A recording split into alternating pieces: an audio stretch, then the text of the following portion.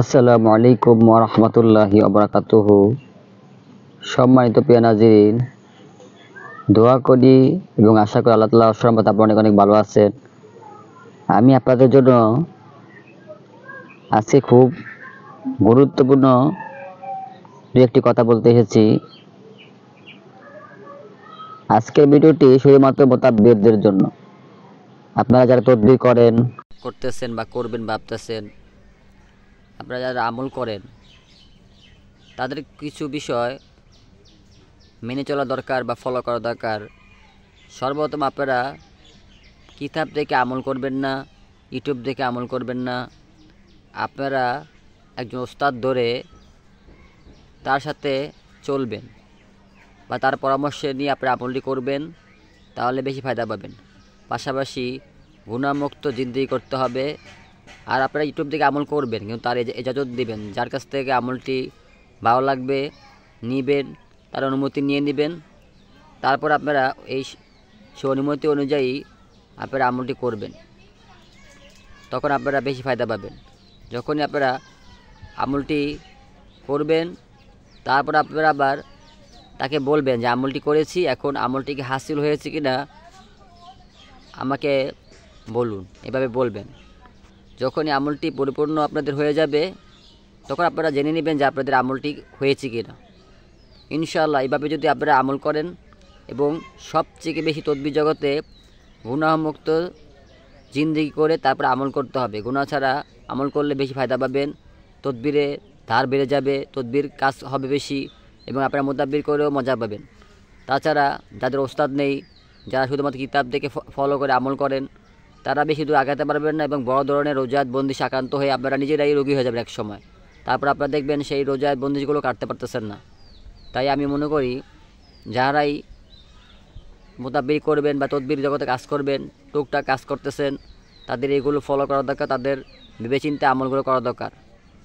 যখন আমল করবেন, অনুমতি নিয়ে আমল করবেন। যার যার ওস্তাদ থেকে অনুমতি নেবেন, বা যাদের কাছে থেকে আমলটি নিতেছেন তাদেরকে জিজ্ঞেস করবেন যে এই আমলটি আপনার পরীক্ষিত কিনা, তারপর আমলগুলো করবেন। আর যারা জিন্নাতের আমল করতেছেন, জিন্নাতের আমল করে জিন্নাত হাসিল করতেছেন বা করতে পারবেন কিনা জানি না, কারণ রুহানিয়াত দরকার, এই জগতে দরকার। তারপর জিন্নাত হাসিল করতে গেলে কিছু কিছু বিষয় আছে, এগুলো ফলো করতে হয়। এগুলো মাইনে তারপর আপনারা জিন্নাত হাসিল করেন, আমল করবেন। কিন্তু এর আগে করলে আপনারা কামিয়াবি পাবেন না, কারণ যে দিনটা আসবে তাকে আপনি আয়ত্ত করতে পারবেন না। কারণ সে যদি ভয়ানক একটা আকৃতি নিয়ে আসবে, তখন আপনারা সহ্য করতে পারবেন না। অনেকে এই ভয়ানক আকৃতি দেখে কলিজা ফেটে মারা যায় এবং সেন্সলেস হয়ে যায়, অজ্ঞান হয়ে যায়। তখন তাকে নিয়ে আরো উল্টো দৌড়াদৌড়ি করতে হবে।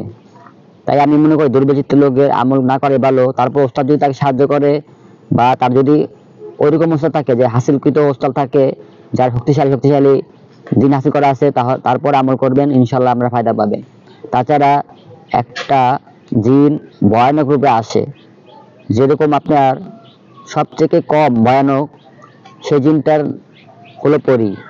তাকে যদি আপনি দেখেন, বা আপনি মহিলা জিন বলেন, পরি না, মহিলা জিন এটা, তাকে যদি আপনি দেখেন, তার একটা রূপ আছে, ওই রূপা দেখলেও আপনি 3 দিন ঘুমাতে পারবেন না ঠিক মতন।